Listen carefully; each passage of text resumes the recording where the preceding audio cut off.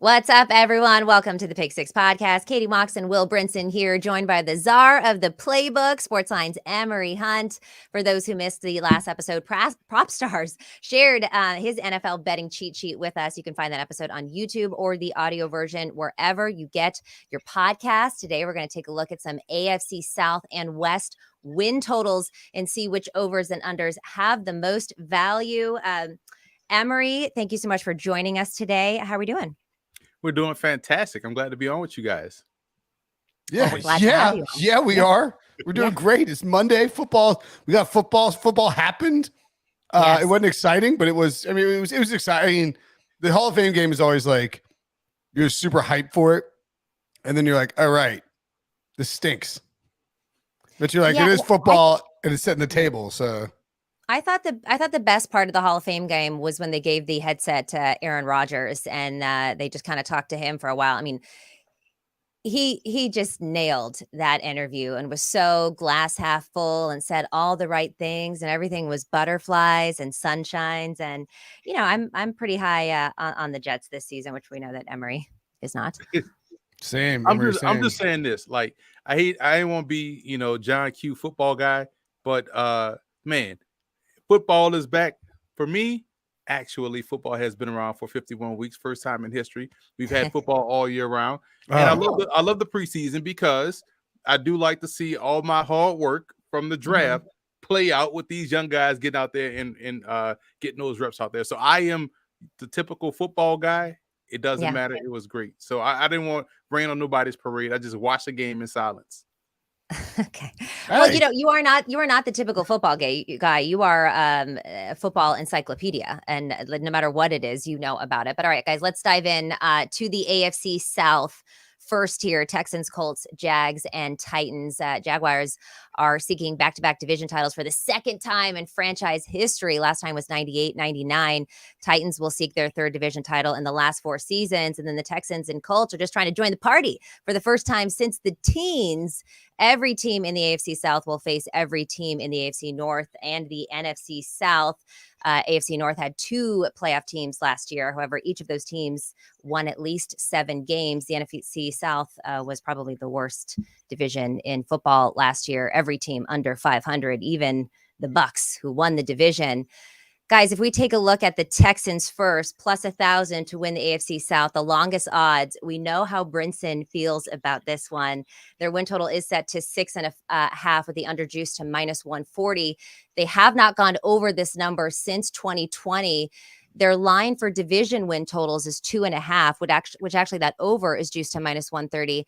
Emory, how are you betting Houston? Because I know that Will is very high in the Texans. Well, and just before Emory dives in, and you may be wanting to mention this, but it's happening like as we speak. So I feel like I just want to throw it out there. Titus Howard, the starting right tackle for the Texans, out several weeks with a broken hand. So this goes back to what we've talked about over the past few weeks, right? Where you can bet an over in July all you want.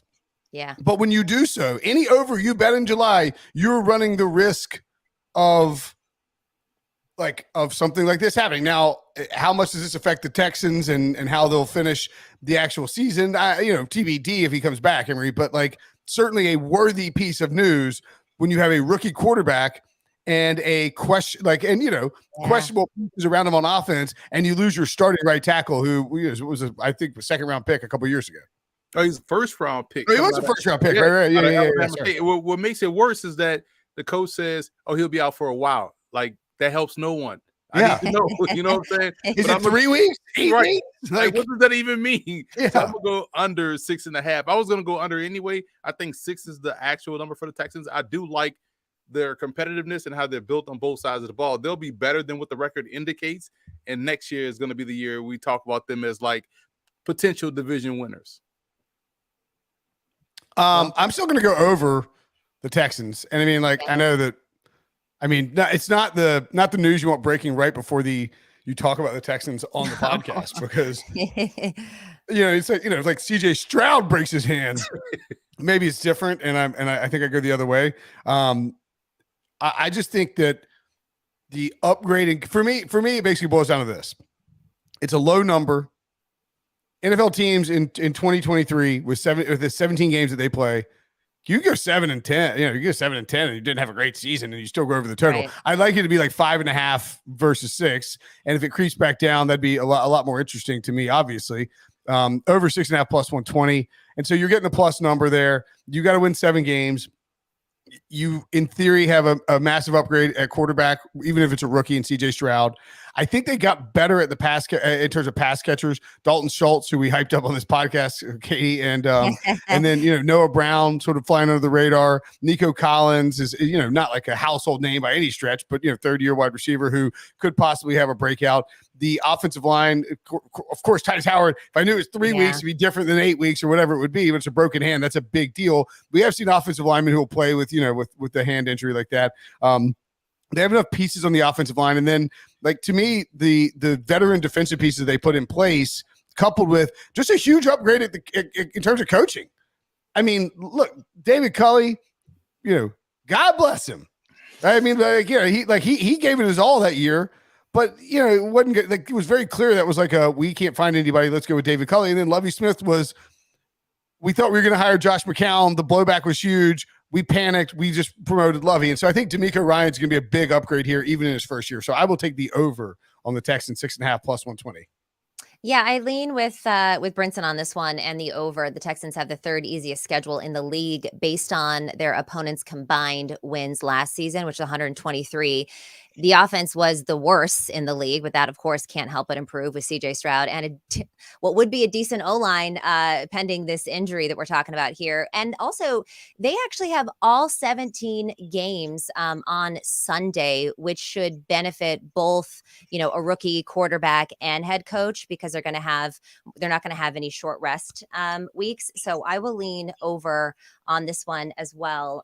Next up, looking at the Colts, their win total 6.5. That over juiced to minus 114. The Colts did stay under this number last season, but they went over in each of their 4 seasons before that. Division win total set to 2.5 with the over juiced to minus 140 last season, or actually not last season. In the last 8 seasons, Colts are 2-5-1 to their win total. Emory, what do you think for the Colts? Also for the Texans, Laramie Tunsil going to be suspended for the first couple of games. So now you're out without your 2 bookend tackles starting your rookie quarterback. That's going to be such a bummer because we've been such a pro Texans podcast, and then today we're just getting hit with all of these injuries. Well, just to point out too, for the regular season, they get at Baltimore where they're almost 10-point dogs. So I mean, probably weren't winning that game anyway. So at least that's good. Yeah. The Colts at home in week 2 and at the Jaguars in week 3, Steelers at home in week 4. So let's say that is Tunsil 3 games? I think 3 games. Yeah. So let's say that both Tunsil and Titus Howard missed 3 games. Oh boy, CJ Stroud's gonna have a fun first 3 games. They could realistically still go 1-2, and that's probably what their projected record would have been anyway. But you got to beat the Colts in week 2 if you want to get that over. So yeah, certainly a little bit more difficult now. It's crazy. They're not beating the Colts. Why? Because the Colts are 1 going over this number, and the Colts are 2 winning the AFC South. Wow, it sounds crazy to you guys. Let me ramble off some names. Okay, Michael Pittman, excellent receiver, right? He is. Talk about Jonathan Taylor, a healthy Jonathan Taylor, a healthy and happy Jonathan Taylor, one of the best backs in the AFC South outside of Derrick Henry. Maybe number 2. I would entertain an argument if he's 1 or 1B, whatever, right? Offensive line, Quentin Else, very good offensive lineman, right? Kelly, center, very good center, right? Braden Smith, very good right tackle.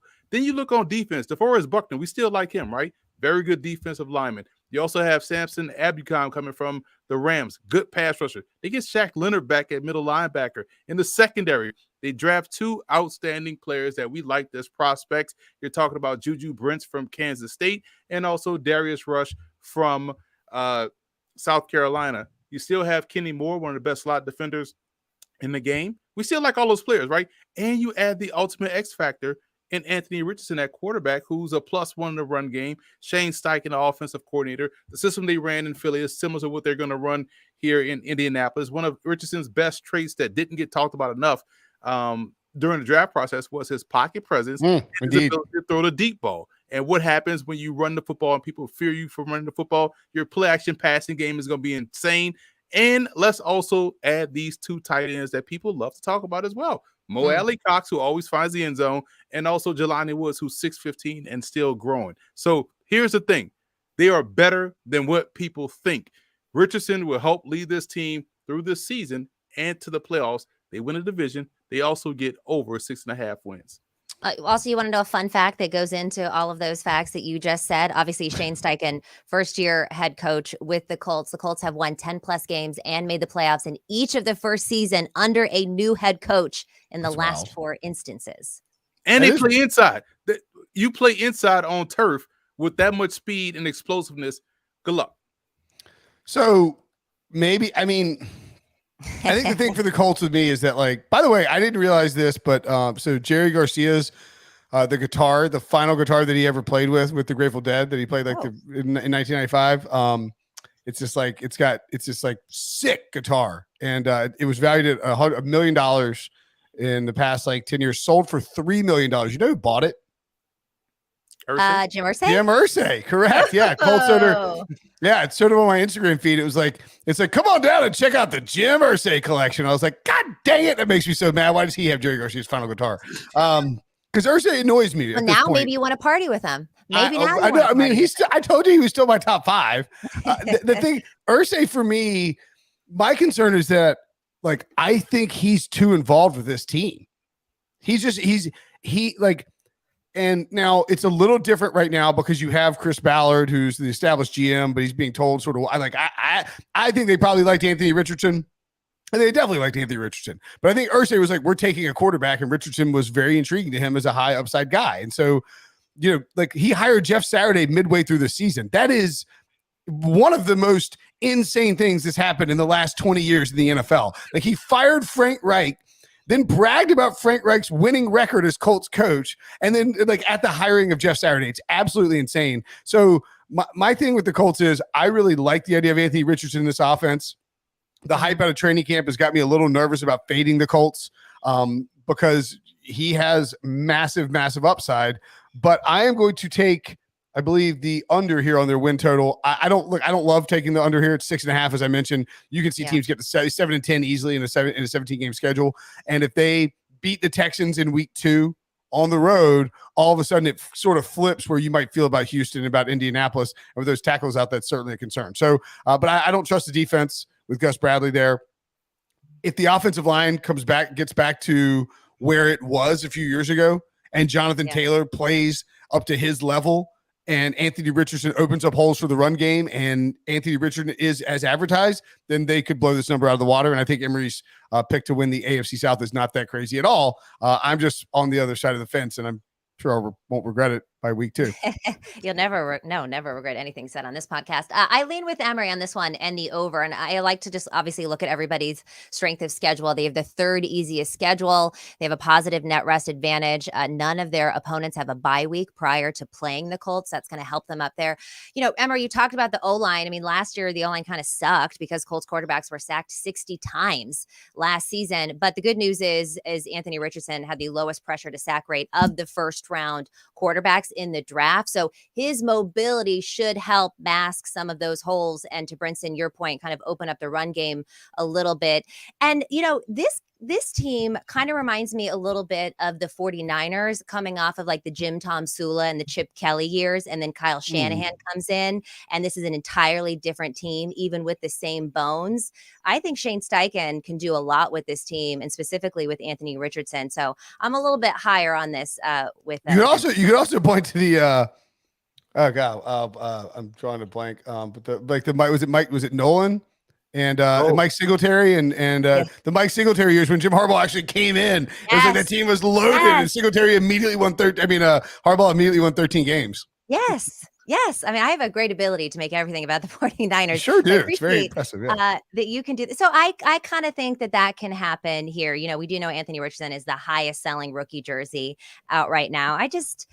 Look, I'm the one that also wants to party with Jim Irsay. So, I mean, I guess that's all we need to say about this. Guys, looking at the Tennessee Titans after producing a 7-10 record last season. Tennessee is -115 to hit the over 7.5 this year. But look, last year was kind of a down year for them. But prior to that, they won 9+ games in each of the previous 6 seasons. And they have actually gone over their win total in 4 of the 5 last seasons.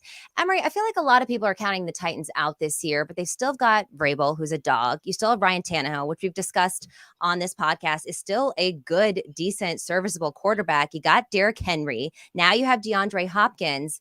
Is this an 8-win team? I don't think so. And for me, when people say we got Ryan Tannehill, that's like saying, you wanted, Frosted Flakes, but you got frosted chips instead. Frosted chips. Sort of the same, but it's not really the same. It'll do, but it's not flakes good, with no right? frost. Yeah. Exactly. You know what I'm saying? Or instead of Rice Krispies, Rice Crunchies, like, nah, it's off brand. Off brand. Exactly. Yep. Yeah, it's just not the same. And so for me, I would stay away from the win total because this team, to their credit, they are the junkyard dogs of the AFC. They are the bad news bears. They're just going to be in a fight with you for 60 minutes, and it could go either way. You don't want to play the Titans. This is a team that no one wants to play because they play a physical brand of football. You got to stop the run, and also you got to defend up front on the offensive line because they have good, stout defensive players along that defensive front. But I'm going to attack their win total in the division. I'll go under 3.5 there because they won't get swept. They'll beat everyone in this division because they play those type of games. And not many people want to tackle, Derrick Henry. So I don't blame them. So I look for them to win 3 games, maybe split with everybody. So I'll go under 3.5 division wins for Tennessee. You went under 3? You went under the division wins or under the division wins? Okay. I think 3 is a number. Okay. I went over the division wins. I'm glad we're going head to head here. And it was mostly about not so much the idea that the Titans will be great, because I don't know that I trust them like out in the open market, but I do think that Mike Vrabel's, I don't know, probably still the best coach in the division. Like, I mean, I'd be fine with Doug Peterson too. Yeah. But like Mike Vrabel's done a lot with a little in Tennessee over the past few years. And you see that number, like that's probably the smart play. Over 2, but you would take the over 2.5, right, Emory? Oh, absolutely. Yeah. They won't sweep anybody, but they will definitely beat everybody. Yeah, like they'll beat everybody once. And so I'm going to take the plus money here at plus 140 at the over 3.5. I mean, I don't love this. I don't love I don't like messing around with the Titans a whole lot. Although I do think that early in the season when they're underdogs and when nobody's believing them, that Mike Vrabel will get the most out of them with Derrick Henry out there, an offensive line that is underwhelming but is at least healthy, and then Ryan Tannehill playing at his best. And like the other reason you can't take this win total over is if the Titans start 1-4. And the other reason I would take the division win total instead of the regular season win total is if they start like 1-3, 1-4, like, do we get Will Levis immediately? And if we get Will Levis, does that mean like you can't bank on Will Levis to win you a ton of games, right? And I think that's a possibility given there's some job security there for you got a new GM. Mike Vrabel has job security. I don't like they're going to test out Will Levis and Ryan Tannehill's final year of his contract. So like if he struggles, so that's my big concern there. So good. I'm head to head with Emory on back to back. What could go wrong for me? The AFC South, where we were head to head. Tell you who's head to head. If you watch CBS Sports HQ, Evan Washburn and Pete Prisco head to head talking about the Jaguars. What was said? We're going to break. I'll tell you next, and then we'll make some Jaguars picks as well after this break. Next. Okay, so enjoy the ride.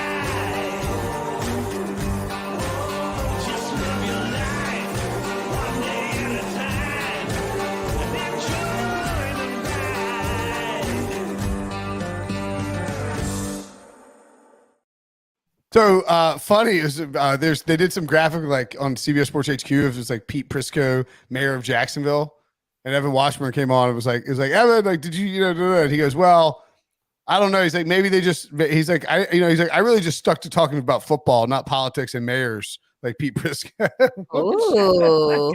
It was like an unexpected, hilarious shot. Anywho, Jacksonville Jaguars, very hyped up this season, Emory. Yeah. We've got, I think, a 10 wins, right? 10 win total at this point, which is just wild. Yeah. What do we think? Overjuice to -120. Yeah, so I mean, the Jags are high. Even. It's just all these numbers in the AFC South that kind of come up, really. I think, right? Over 10 plus 100 at Caesars, under 10 at -120. What are your thoughts there, Emory? I'm going under. I feel like this is the division that's on the cusp. How the NFC West was. Remember, at one point in time, it was, only one team come out the West. It was just mediocre. And then Seattle got great. San Francisco got great. The Rams got great. The Cardinals got great. And it was like a dog fight. Like, man, you may get 3 teams out the West to go to the playoffs. I feel like the South is just on the cusp here because you got good young quarterbacks coming in. You still have some teams that can win some ball games like Tennessee, but you got to be excited about the future of Jacksonville, Houston, and Indianapolis. So I feel like we're going to see this start to cannibalize itself, and teams are going to beat up on each other. So I like them to win 9 games, but I got them going under 10 wins. I love the Jags on paper. I worry about the offensive line with some of the injuries, and you got to still they're thin. Cam Robinson, I feel like he's suspended for the first couple of games of the year.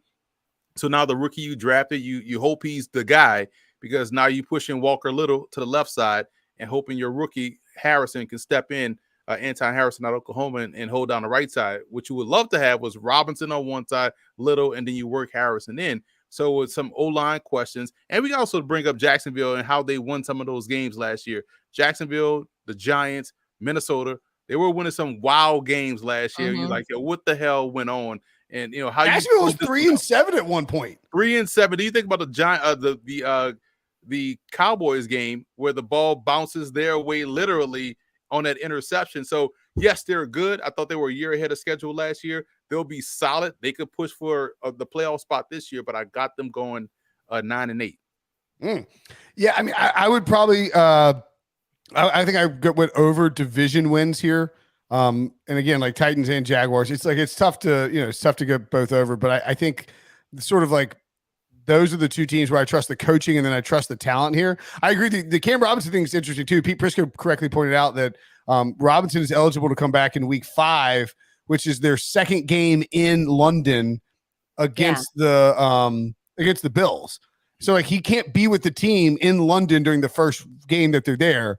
So would they fly him over halfway through and he plays like that's a tricky thing too. Like if Little and Harrison are playing well, do you even bring in Robinson? And if Little and Harrison are playing well, then it's also like a whole different ball game in terms of what we see from this offense. My over for the Jaguars is mostly grounded in just a full-blown belief in Trevor Lawrence as a future superstar, possible MVP candidate this year, like breakout, if you will, and like getting good coaching from Doug Peterson versus what he was getting from Urban Meyer. So I got the over on the Jaguars divisional win total.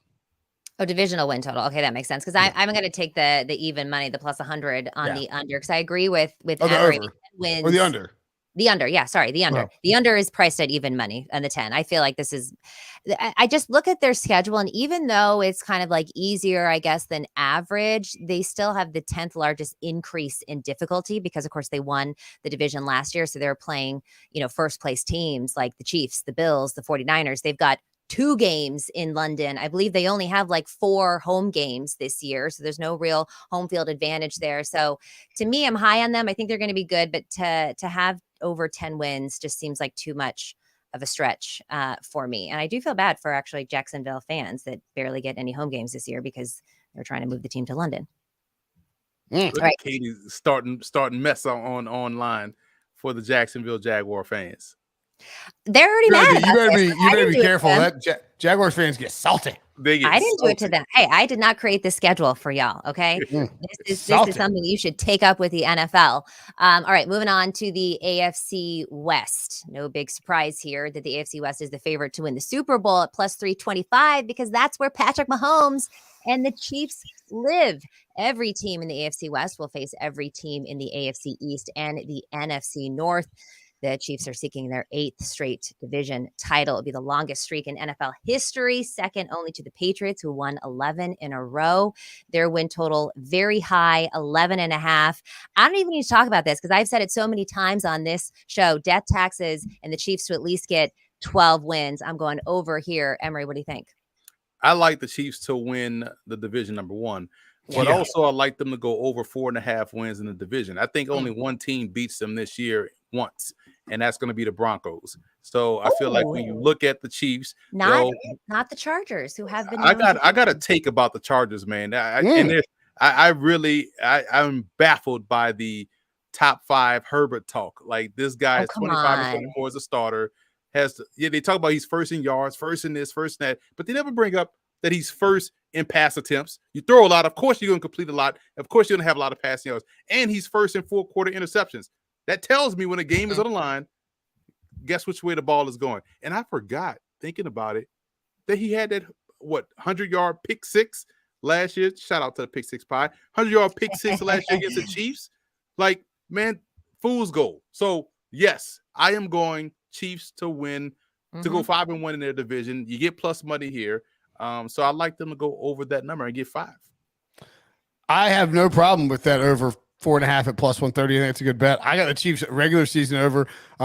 Look, this is pretty simple math. It's Andy Reid. Andy Reid has gone under his win total once since arriving in Kansas City in 2013. Actually, he hasn't gone under once. He pushed once because it was an even 12, I believe, in Patrick Mahomes' like 3rd season or something like that. So if you're giving me plus money where they have to go 5-1 in the division, yeah, I'll take it. The Broncos are better with Sean Payton. Of course, we'll get to them in a second. The Chargers have Justin Herbert. We'll get to them in a second. The Raiders don't look like they're going to be that good. No offense to Jimmy G. The Chiefs just won the Super Bowl, and I feel like they're going to have a chip on their shoulder again. Like they're the new Patriots. We're going to be so annoyed by the chip on their shoulder. And like by the time they win their 4th Super Bowl with Andy Reid and Patrick Mahomes, and they're like, nobody believes. It's like everyone believes in you. Literally, the entire free world believes in you. And there's no one who doesn't believe in you. You are the most believed in team in football. But you're getting 11.5 wins, over 4.5 in the division. And then, as Emory said, minus 165 to win the division is so short still for this team. This is the best team in the division by a long shot. They should be minus 300 to win this division, minus 250 at the absolute stone cold lowest. So I love them to win the division. I love their over win totals. Fading the Chiefs is a fool's errand with Patrick Mahomes and Andy Reid. Couldn't agree with you more. Now on to the Broncos, which were a very sexy team last year, and then a very disappointing team. And they're a little bit sexier again with Sean Payton. Their win total is 8.5, 115 to the over. Denver has been under 500 in each of the last 6 seasons. They went 5-12 in their first year with Russell Wilson. And the Broncos will play 8 teams this season who finished above 500, including 4 teams that had 12 or more victories. Can Sean Payton make this a 9-win team? Brinson, we'll start with you. Yeah, I think so. I like the Broncos over. You know, one of the interesting things, and Bill Barnwell wrote about this at Grantland. If you're old enough, you remember Grantland.com. Yeah, exactly. Right. Like it's the Bill Simmons left. It was a spinoff of ESPN.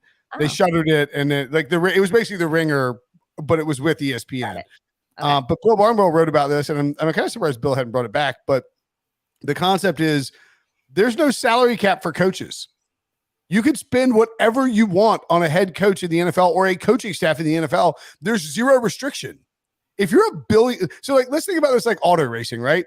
Like you look at NASCAR versus Formula One. NASCAR. All the cars, it's stock racing. They have to be stock. They all have to be the same. There's nothing you can do to change it. In F1, the dudes who win all the time have tons of money and build better cars and just beat the crap out of everybody. Like Max Verstappen is, like Lewis Hamilton was killing everybody for years, and then Max Verstappen got the better car, and now he kills everybody. It's like the market is for second place. Well, it's not like that in NASCAR because they're all stock cars. The NFL rosters are like stock cars. Everybody's got the same amount of money to work with. Now, granted, some people everyone could have gotten Patrick Mahomes, right? He didn't go first overall. Yeah. Coaching staffs are like what's that? I said, shout out to Trubisky. Yeah, that's right. Shout out to Trubisky and the Buffalo Bills who can't beat Patrick Mahomes and traded that pick to the Chiefs so they could get Patrick Mahomes. With coaching staffs, it's like F1. You can spend if you're a billionaire, why are you being cheap on your coaching staff? Like the Broncos, and this is before obviously the Walton family bought them, but the previous owners had plenty of money too. The Bolins were plenty rich. They're like, yeah, let's just try Nathaniel Hackett. Why are you doing that? And so the Waltons are like, well, we have $16 billion. We're just going to pay Sean Payton $20 million a year, $25 million a year, whatever the hell he's being paid, because we don't have to disclose him. Like, owners should so much more frequently load up on coach, spend tons of money on coaching staffs, get better coaching staffs. There's a huge edge here. And I say all this to point out that Nathaniel Hackett was terrible, and Sean Payton is one of the best two, in my opinion, play callers and offensive minds behind only Andy Reid of the last 20 years. And so I think Sean Payton is going to get this team. He's going to get his comments about Russell Wilson, his comments about Hackett, the Jet stuff unnecessary, that notwithstanding, clearly indicate to me a guy who thinks he can get the most out of Russell Wilson. And I expect 9+ wins. A winning season, 9-8, is not that big of a stretch for Sean Payton and the Broncos, Emory. Absolutely not, man. He's going over this number, and that's why I have them as well, going over 8.5. I mean, if you're the Broncos and you know, just like, I don't know if Jerry Jones does this, but it would be easy for Jerry Jones to offer up land coaches and pay your scouts too.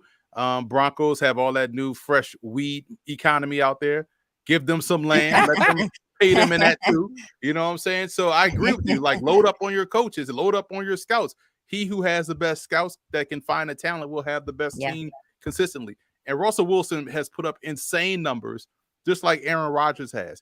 People just couldn't wait to dump on Russell Wilson because they were wrong about Russell Wilson for all of those years in Seattle. Kept saying it was about the run game and defense. This team was 79 consistently prior to 2012. In 2012, with a rookie, they go to the playoffs. Why? Because they add a guy that can help them out in the passing game. Then the next year they go to the Super Bowl and win it. Then the following year they go to the Super Bowl and lose it. So Russell Wilson has always been an elite quarterback. Nathaniel Hackett wasn't the answer. We saw these dudes last year lose games like with CFL scores like 4-1, right? Because they couldn't score. If they just average 15 points a game offensively, they're going to win 9 games. I think Sean Payton locks in with the future Hall of Fame quarterback in Russell Wilson. Keep in mind, his defense is still going to be outstanding, especially in the secondary. They can get after the quarterback as well. The issue here with the Broncos, I worry about their run game. Who's going to be the running back that they can lean on? That's something I worry about. And guys are dropping like flies already at training camp. You can't have that. But I do think they can win 9 games. So I got them going over 8.5. All right, I'm siding with you guys, which unfortunately the chat is all against us. They're all like, what are you guys talking about? But look, the Broncos offense has to improve, right? They had a league worst of 16.9 points per game. The offense actually had the second most injuries, so second most players missing games due to injury. The offensive line was extremely banged up. Actually, last season, they had 10 different starters that they were rotating in there. You got to think they're going to be a little bit healthier. They took care of some of that in free agency. They got Mike McGlinchey, paid him an arm and a leg. We'll see how that works out for them. But I do think that the protection is going to be better. And they were also super unlucky. You know, we talk about these lucky teams like the Vikings or even maybe the Eagles a little bit with their schedule. But the Broncos went 4-9 in one-score games last season. They lost 5 games by 3 points or fewer. And the opposing kickers had real luck.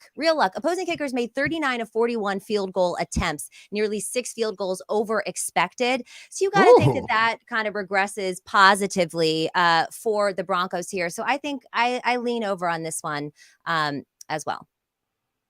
All right, we are going to take a quick break here, but before we do, or not before we do, what we are going to be talking about is the Raiders and the Chargers win totals. Emory has a lot to say about the Chargers. Can't wait to hear. You watch Pick 6. We'll be right back. CBS Sports Network goes all in with the World Series of Poker. We're talking a full house of characters in a competition flush with cash. The World Series of Poker on CBS Sports Network. Welcome back to the Pick 6 podcast. Will Brinson, Katie Mox here with Emory Hunt.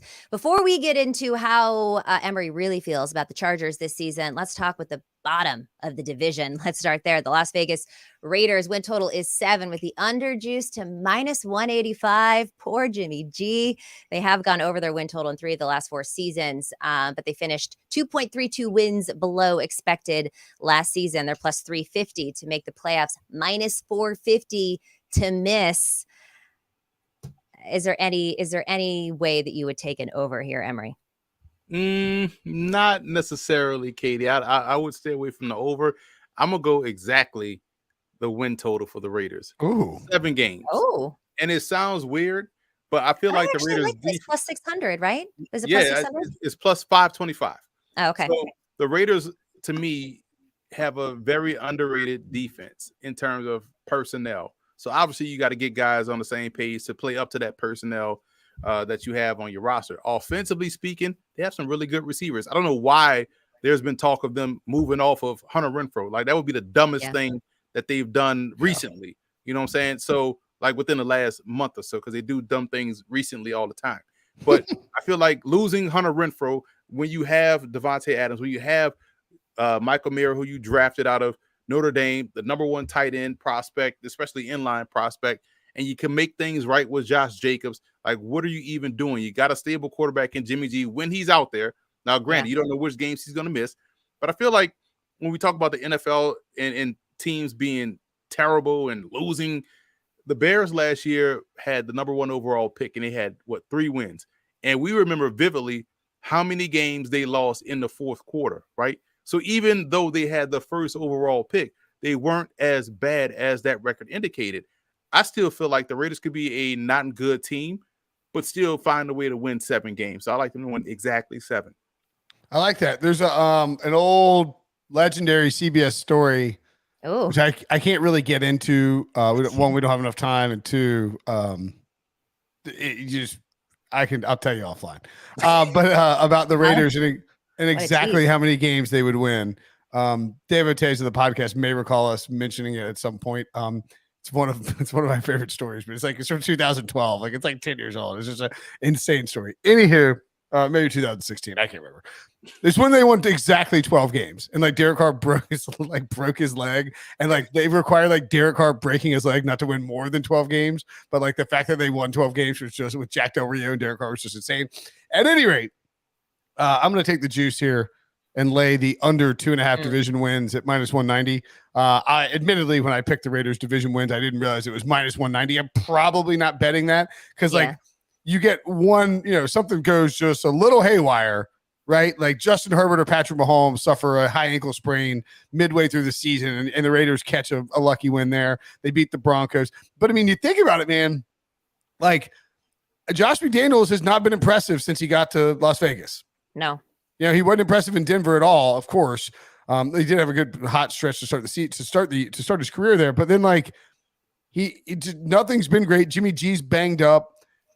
There's a lot, not the Josh Jacobs stuff is lingering. The defense I just don't think has a whole lot going for it. They still, I mean, and this is the messaging I think they're putting across like to ownership, but like they're still dealing with the fallout from Mike Mayock and John Gruden and all the bad draft classes that they had. And it's they had like 7 first-round picks in a 3-year span or a 4-year span, and they whiffed on basically all of them. Josh Jacobs is the only one who's worked out for him. When you do that, you are going to stink. Like your roster is just not going to be good. You can't whiff on that many first-round picks. And so I don't know if you can parlay with anything, but laying like 2-1 for that over a full season is a bit much. But I would lean towards the under there for the Raiders in their division win total. Yeah, I agree. I'm actually kind of on Emory's train here, but I think this is a 6-win team. So I would go exact at plus 550 because I don't think any of us want to take that minus 185 juice. It's just the division is really hard, and then their schedule is really hard. It's the second largest jump in year-over-year difficulty. Jimmy Garoppolo has been cleared to go, but look, nobody knows more than me that he doesn't always last a full season. In fact, I don't know that he ever has, maybe once.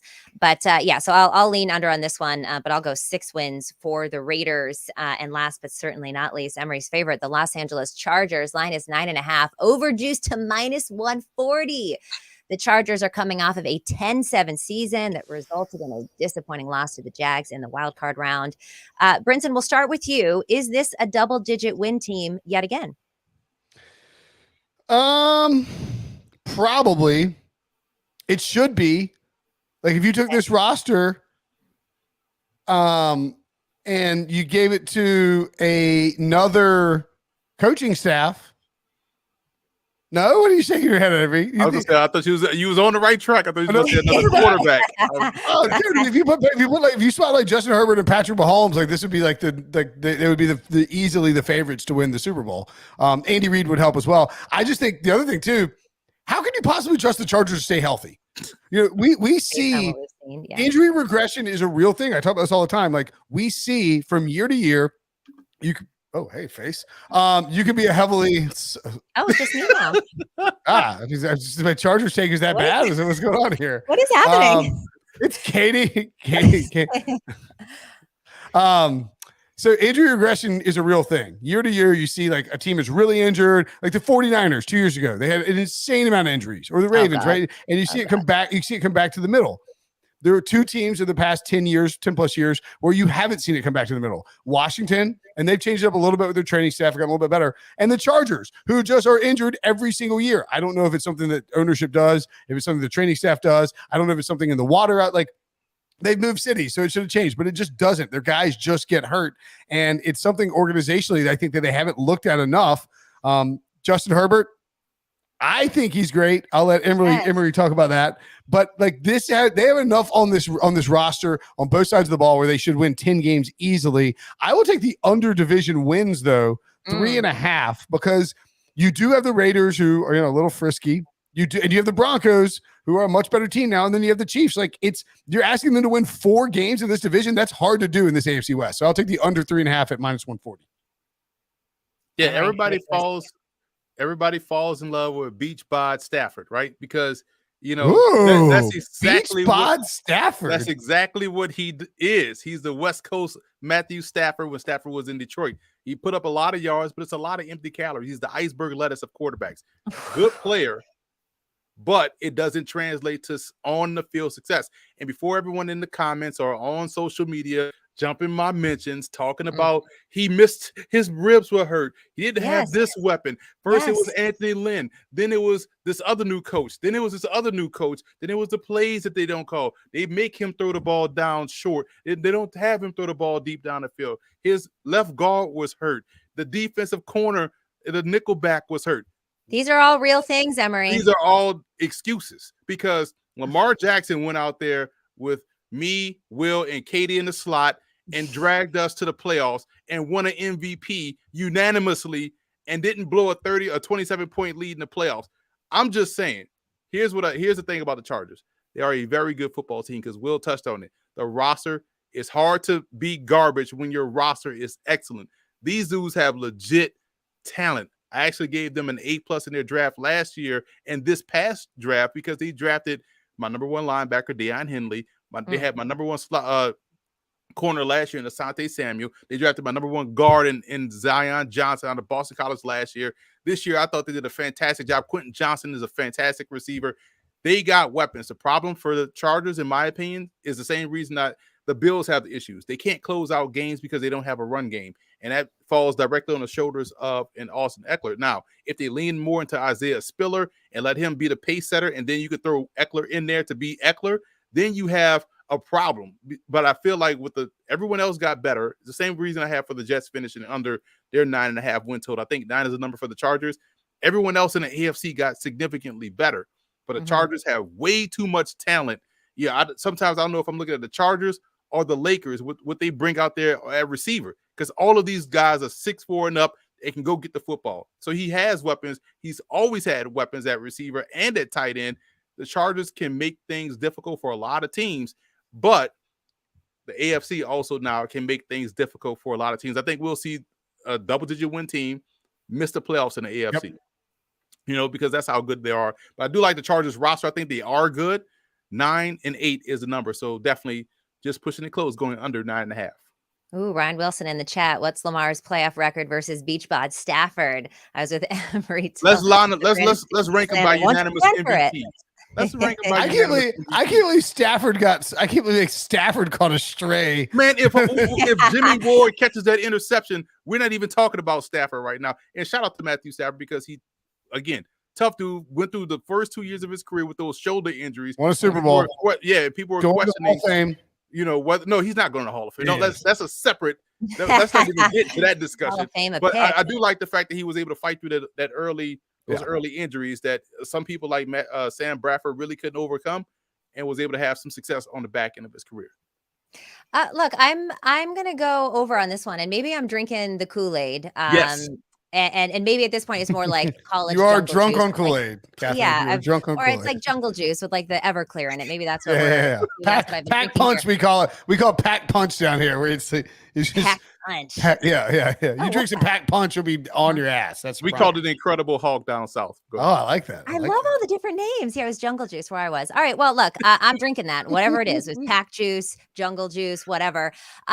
Because I believe maybe all of these excuses about the Chargers. They did sustain a lot of injuries last year, specifically on offense. You know, their receivers, their O-line, their quarterback. And you want to downplay this rib injury, but Justin Herbert was just not able to be as aggressive last year as he had been in prior years. So you got to think, you got to hope at least that there's some improved health for their offensive contributors, which should help this offense bounce back. Plus, they added Kellen Moore, who has produced, you know, some of the best offenses in recent years with the Cowboys. Certainly very aggressive offenses, scoring a lot of points. They were top ranked in the red zone last season, the Cowboys. So that should help the Chargers here, where they have, you know, traditionally kind of struggled there. So I do think this is another 10-win team. Also, Joey Bosa has kind of changed his offseason stuff a little bit. Now he's trying to mirror, I think, what his brother has done. I think we're going to get a full season of Joey Bosa, which is really, and Khalil Mack. I mean, like you said, there's so many stars on this team. And I do think that health has been an issue. If they can stay healthy,